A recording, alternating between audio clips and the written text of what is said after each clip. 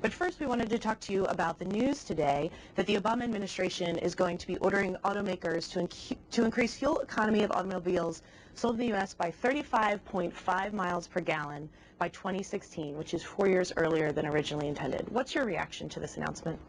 Well, there's good news and bad news. The good news, if you get more miles per gallon, you have to use less gasoline, which helps.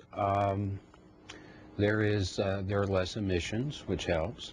That's the good news. The bad news is one of the reasons the industry is almost bankrupt right now is because of all the environmental regulations that we've placed on them.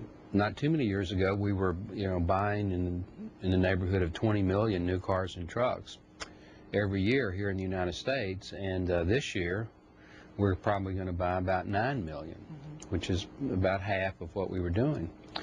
And one of the reasons is because of these environmental regulations. They're much more expensive, an average of about $3,000 a car and a truck, and they don't have the performance, and they're not as comfortable, and all of these kind of things. So moving the federal standard up by 4 years and harmonizing it with the California standard, again, there is a savings in gasoline when it's implemented, but it's not just serendipity that we're closing automobile manufacturing plants right and left, that automotive industry jobs have plummeted.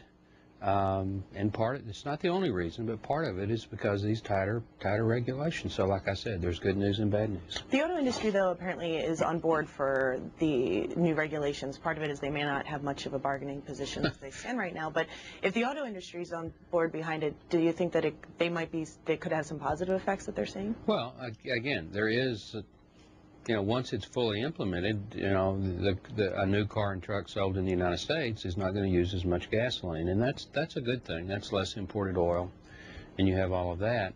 But when you mandate these things, you kind of take it out of the hands of the consumers. And I don't know if you've seen some of these little cars from Europe, the little smart car, but if you've got a family, they're worthless. And if you want to take a long road trip, it's going to be a pretty uncomfortable experience.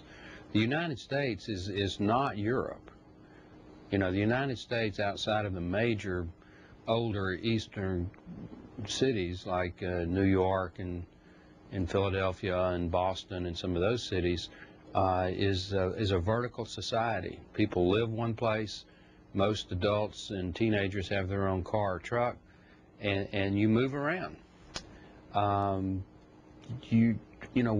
lifestyle is going to become more and more difficult if you get these vehicles smaller and smaller and less efficient in terms of being able to travel distances without having to recharge or refuel.